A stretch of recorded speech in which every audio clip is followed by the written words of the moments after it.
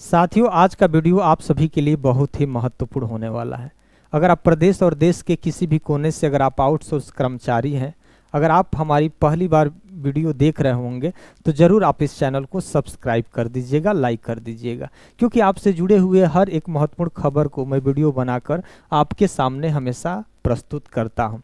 आज का जो महत्वपूर्ण खबर है साथियों, आउटसोर्स सेवा निगम लिमिटेड की तो स्थापना हो गई है 2 सितंबर 2025 को, लेकिन अभी तक आप सभी को इसका लाभ नहीं मिल पाया है। इस एक्ट में क्या प्रावधान था कि भाई जो भी आउटसोर्स कर्मचारी होंगे उनको 20,000 से लेकर और 40,000 के बीच में उनका तनख्वाह होगा। इन 20,000 से कम किसी भी आउटसोर्स कर्मचारी का तनख्वाह नहीं मिल सकता है। इसमें 4 श्रेणियां बनाई गई थी।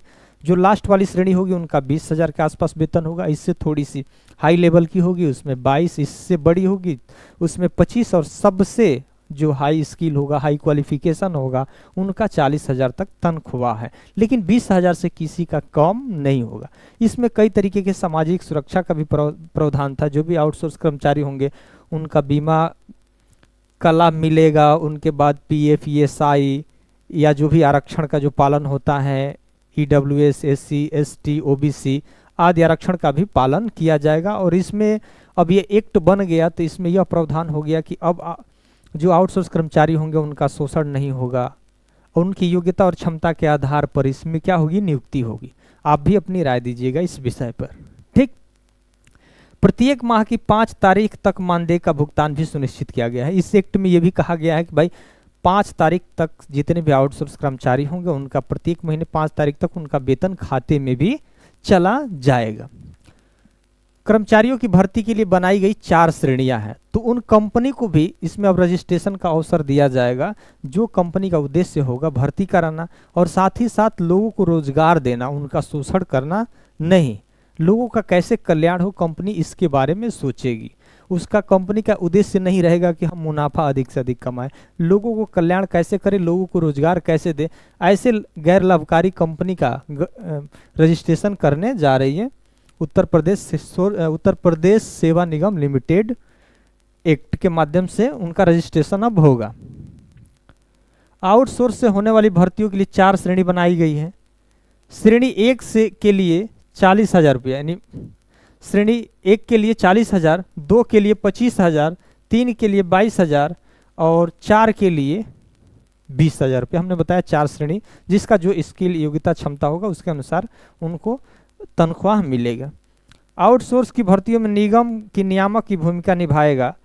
यह क्या होता है, एक मॉनिटरिंग कंट्रोल बॉडी होगा उत्तर प्रदेश सेवा निगम लिमिटेड, और इसके माध्यम से कंपनी पर ये क्या करेगा, निगरानी रखेगा।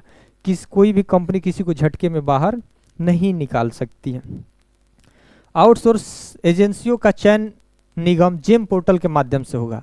जो भी आउटसोर्स एजेंसी होगी, कंपनी है, उसका एजेंसियों का चयन जेम पोर्टल के माध्यम से करेगा। मानदेय के साथ ही आउटसोर्स कर्मियों को कर्मचारी में भविष्य निधि यानी EPF और कर्मचारी राज्य बीमा ESI का लाभ मिलेगा। भर्तियों में SC, ST, OBC, EWS, दिव्यांगजन, भूतपूर्व सैनिक और महिलाओं का आरक्षण का भी लाभ मिलेगा। तो साथियों, अब यह प्रक्रिया बहुत तेजी से चल रही है कि भाई अब उन कंपनियों को रजिस्ट्रेशन का मौका देने की बात कर रही है उत्तर प्रदेश सरकार। हमें लगता है कि अब बहुत जल्द ही उन कंपनियों का रजिस्ट्रेशन अब होने वाला है। अगर यह न्यूज़पेपर निकल कर आई है तो समझ लीजिएगा कि इस पर काम पूरी तरीके से शुरू है। हमें लगता है कि 1-2 महीने में इन गैर लाभकारी कंपनियों का भी गठन हो जाएगा और भर्ती भी शुरू हो जाएंगी। और भर्ती जब शुरू हो जाएंगी तो जो इसका मानक है, समय पर वेतन देना, न्यूनतम वेतन की गारंटी देना, सामाजिक सुरक्षा, PF, ESI आरक्षण का पालन करना, भ्रष्टाचार को खत्म करना, ये सारी चीज़ें में सहूलियत आपको मिल सकती है। लेकिन बहुत सारे लोगों ने कमेंट भी किए थे कि सर इसका मतलब कुछ नहीं है, ये कागज़ पर ही रह जाएगा, इसका धरातल पर उपयोग नहीं हो पाएगा। कंपनी और एजेंसी आज भी पैसा लेती हैं, घूस लेती हैं, वेतन समय से नहीं देती हैं, आदि कई तरीके की बातें करते हैं। अगर आपके साथ भी किसी प्रकार की दिक्कत होगी तो ज़रूर आप कमेंट करिएगा, बताइएगा। उन कमेंट के माध्यम से मैं अगली जो वीडियो बनाऊंगा तो ज़रूर आपकी मैं बात रखूंगा।